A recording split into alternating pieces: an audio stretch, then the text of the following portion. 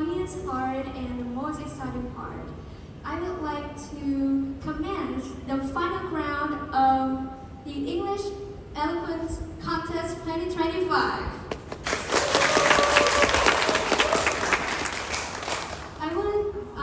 I would like to kindly invite the top 10 contestants up stage for the audience to have a good look at them, and they will also draw their speaking order. Xin mời ban giám khảo Ngô Minh Bắc, Bùi Khánh Linh, Bùi Quốc Phong, Đan Diệu Anh, Cao Nguyễn Lệ Giang, Trương Ngọc Thảo, Phạm Ngọc Hoàng Quân, Nguyễn Thu Ngân, Dương Gia Huy, Nguyễn Thành Trung. Contestants, are you excited?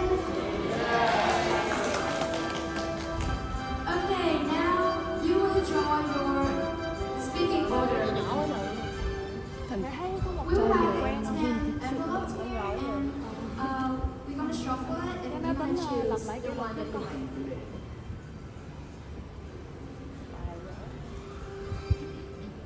Don't look.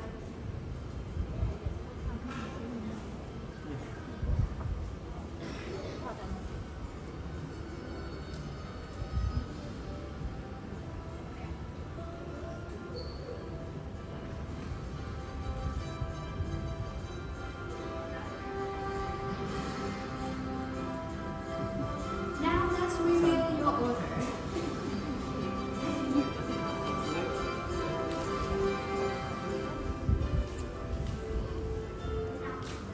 Who got it first?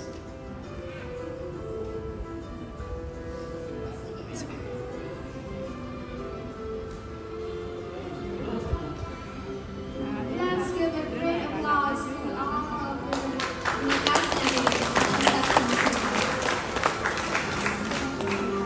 Thank you, and go back to your seats.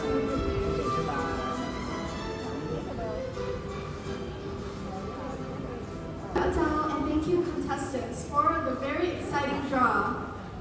From our first days to where we are now, the English Eloquence Contest 2025 has indeed been an invaluable and emotional experience. To kick off the event, let's take a look back at one of the most unforgettable moments from our past few months. Please direct your attention to the screen for a special recap of EEC 2025. Và ngay bây giờ, chúng ta hãy cùng hướng mắt lên màn hình để cùng nhìn lại hành trình đầy đáng nhớ của EEC 2025.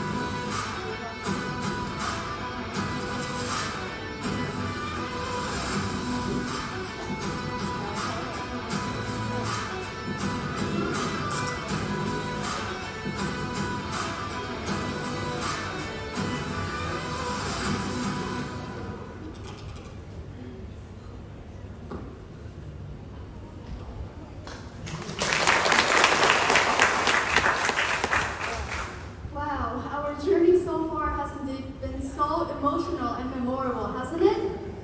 Nhấc tay nồng nhiệt nhất cho Ms.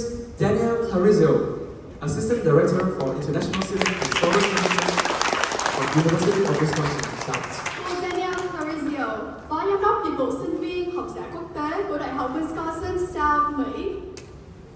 Mr. Dan Cole, founder of IELTS with Ratio. Ông Đạt Hồ, người sáng lập IELTS with Ratio. Mr. J.P., visiting faculty of Tô Đức Thắng University. Ông JP, giảng viên giảng dạy trên Đại học Tôn Đức Thắng. Please welcome our judges on stage to receive some gifts of gratitude from us.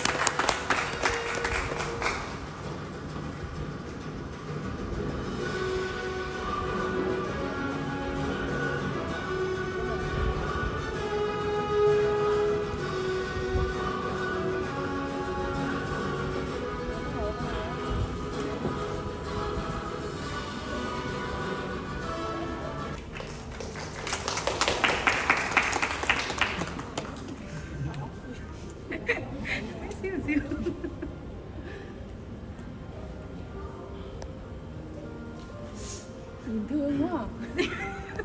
Cổ thương. Ghê. Topic 10. Optimism in Global Challenges. Không biết có làm những chuyện.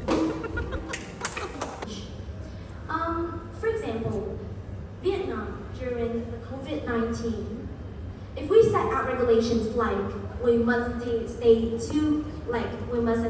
too near each other, 2 meters away, but those boring regulations, for example, doesn't make social connections. What's really matter is to actually make people resonate with the optimisms that the government is actually trying to. Tên là Phan Diệu Anh. Hôm nay mình đang học lớp 6A10 trường trung học cơ sở Võ Văn Kiệt ở tỉnh Bà Rịa Vũng Tàu. Thì mình đến với cuộc thi qua lời giới thiệu của cô giáo dạy tiếng Anh. Và ấn tượng của mình với cuộc thi là các buổi training rất là vui và mình học hỏi được rất là nhiều. Thì mình nghĩ đây là cái ấn tượng lớn nhất của mình trong thi. Các thầy cô thì rất là nhiệt huyết với tư duy tích cực, các anh chị thì rất là giỏi luôn có thể. Và mình cũng đã học được rất là nhiều bài học hay từ các anh chị. Thì mình mong là mọi người sẽ theo dõi mình của mình. Thank you for listening.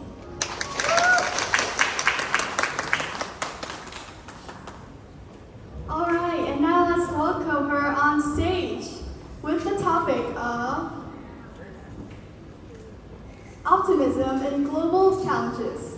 Kofi Annan, former Secretary General of the United Nations, once said, "We may have different religions, different languages, different colored skin, but we all belong to one human race." How can optimism unite people across the world to tackle global issues like poverty, hunger, or pandemics? Is optimism a necessary ingredient for global cooperation, or can progress be achieved through pragmatism alone? Your speech may begin now. In the United States, there's once the time that colored people are considered as the inferior. How did they got through to now gain their right? Optimism. And pandemics. Once in Vietnam, there is the COVID-19 pandemics. The Vietnamese people went from strangers to people, friends that fight together to go to the pandemics. And how do they do this? Optimism. And in some countries, there is people that are starving of hunger. And they are still believing in the future that it could develop their life condition right now. How? Well, optimism. And for all these global problems, People come together, unite with each other by optimism. So, in my speech today, I would like to cover two main points. First is how optimism helps people to believe in the future, to unite with each other, and how optimism is the most important piece to help people to overcome global challenges. Well, firstly, optimism helps people to believe in the future.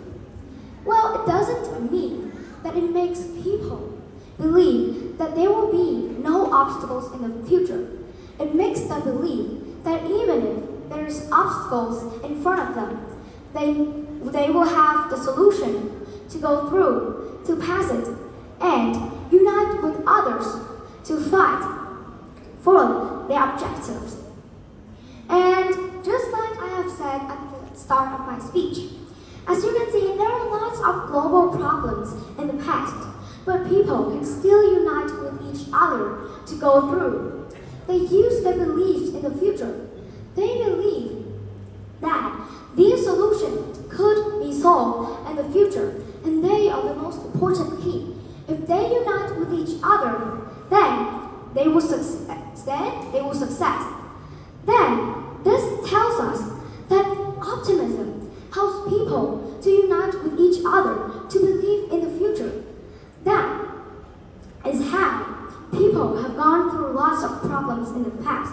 And for me, I hope that the people right now all across the world, even though we are strangers, well, if there's some global challenges, we can still go through using our beliefs in the future and always be optimistic.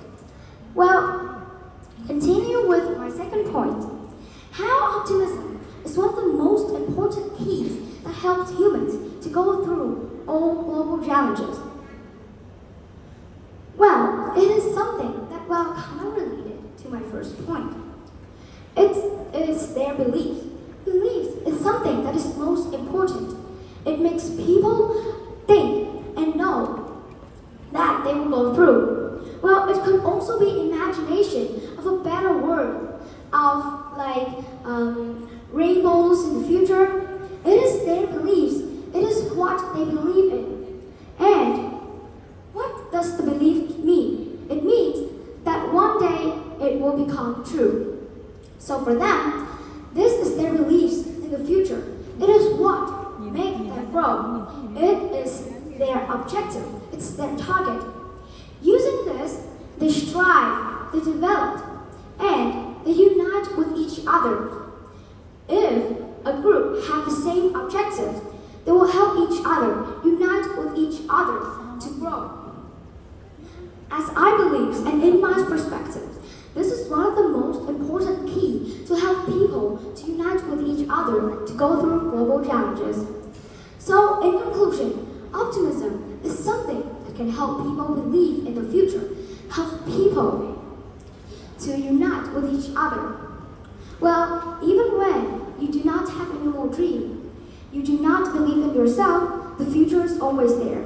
So, believe in the future, just like Winston Churchill have said. The pessimist sees the difficulty in every opportunity, but the optimist sees the opportunity in every difficulty. In conclusion, optimism is something that helps people to unite, fight together, and go through some of the most difficult challenges. This is the end of my speech. I sincerely appreciate your attention.